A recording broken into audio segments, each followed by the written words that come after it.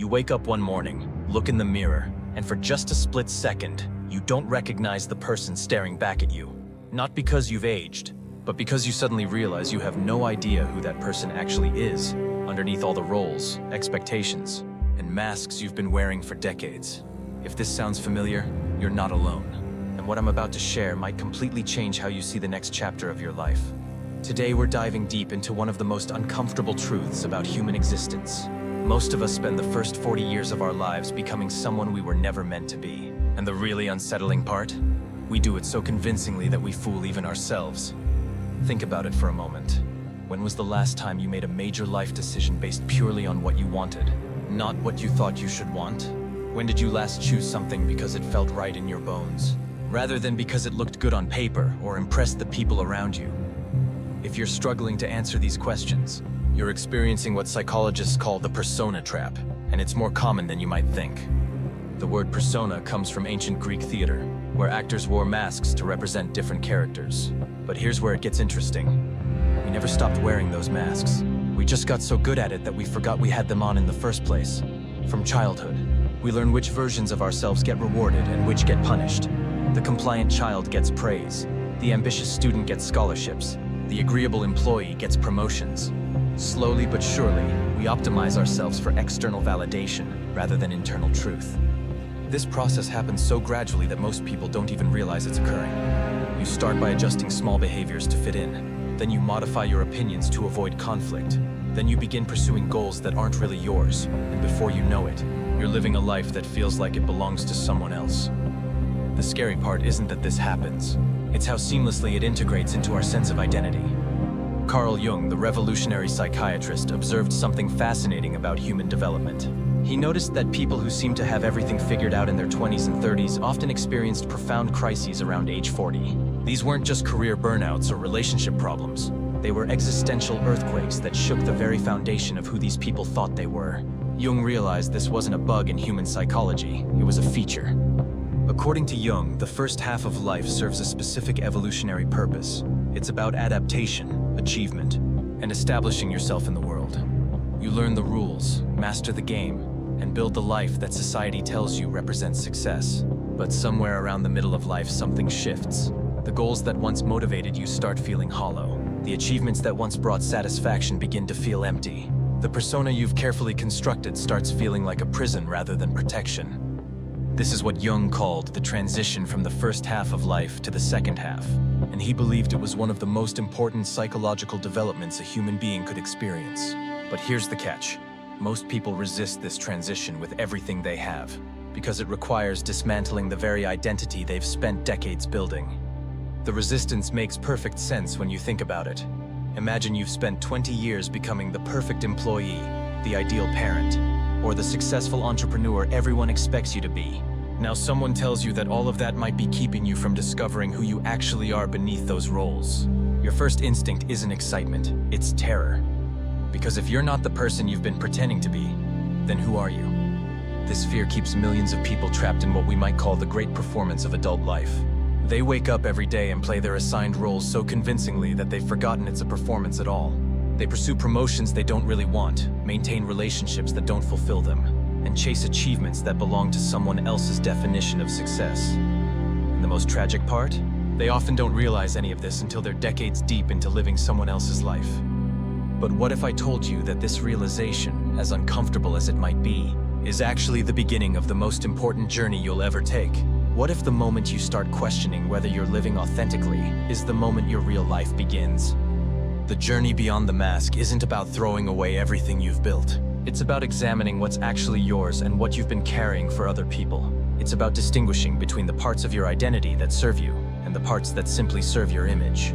This process requires brutal honesty, because you have to be willing to look at the ways you've been lying to yourself, sometimes for decades.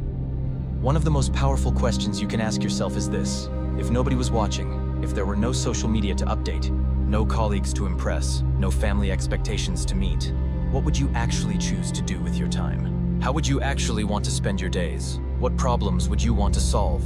What kind of person would you want to become? These questions can be terrifying because they force you to confront the gap between who you are and who you've been pretending to be. The gap is where the real work happens. It's where you discover that maybe you've been pursuing financial success when what you actually crave is creative expression. Maybe you've been trying to be the perfect partner when what you need is to learn how to be authentic with yourself first. Maybe you've been climbing the corporate ladder when what calls to you is something completely different that you've been too scared to even consider.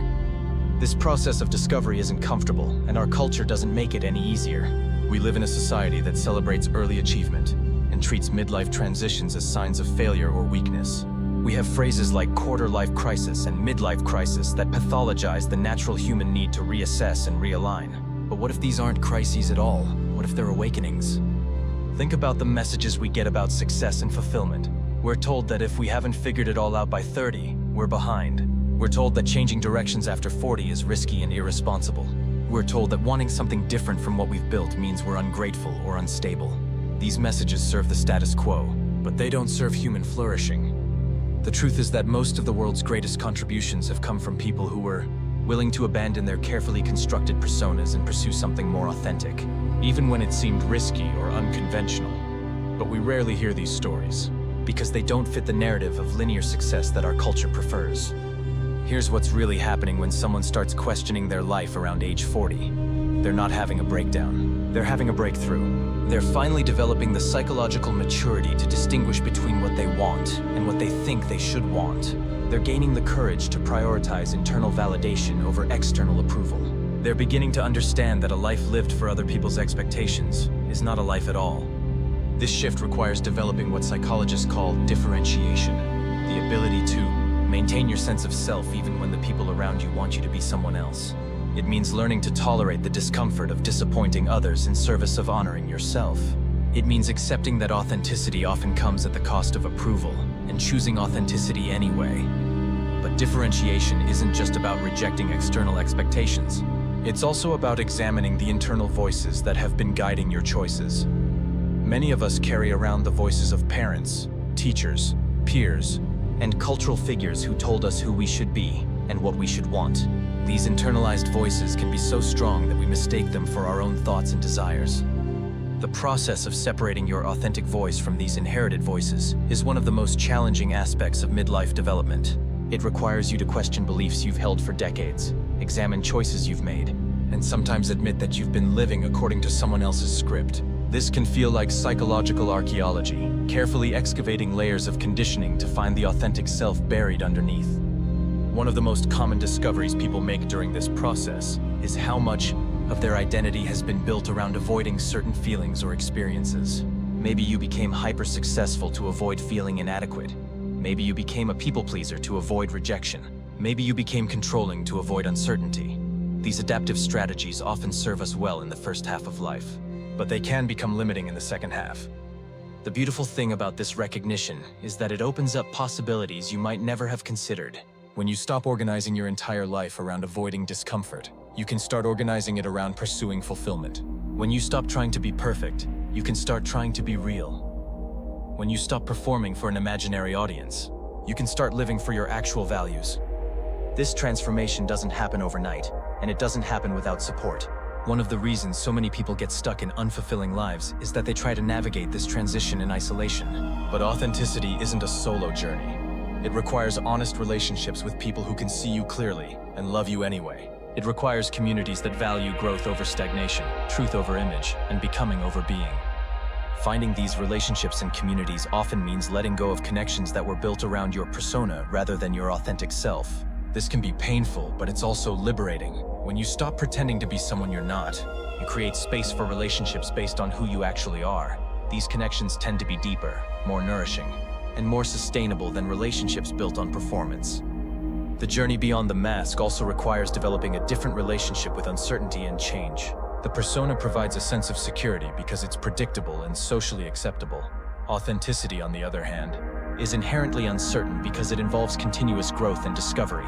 Learning to embrace this uncertainty, rather than resist it, is crucial for anyone who wants to live authentically. This doesn't mean throwing caution to the wind or making reckless decisions.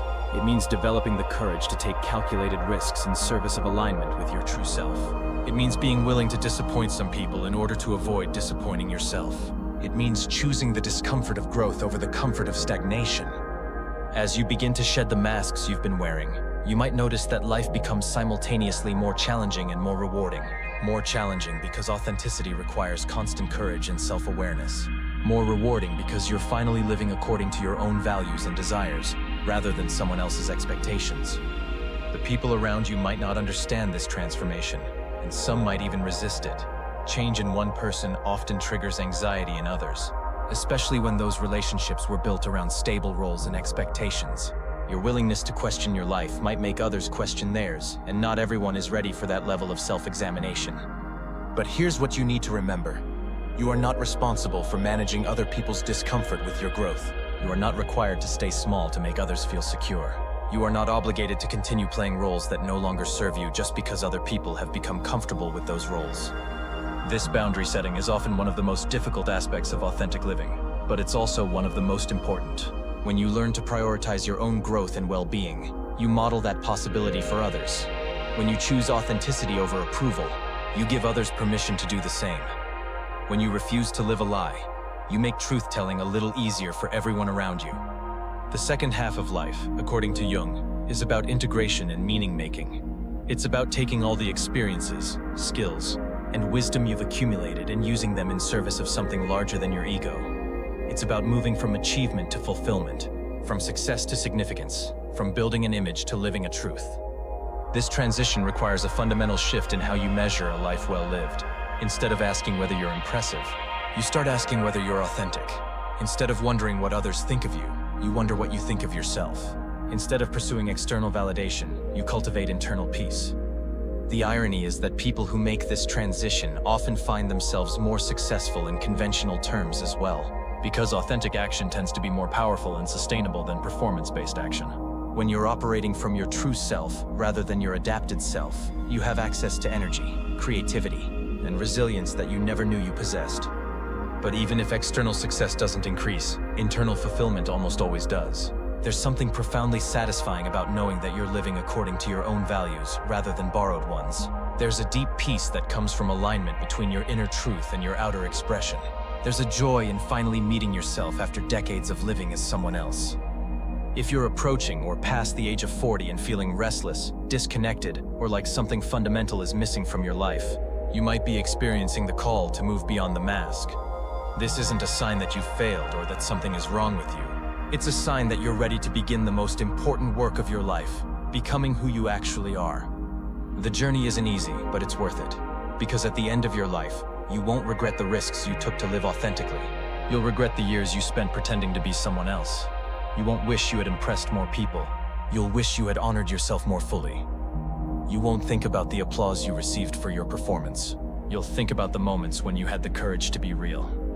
So here's my challenge to you. Start paying attention to the masks you're wearing. Notice the moments when you feel like you're performing rather than being. Question the goals you're pursuing and ask whether they're actually yours.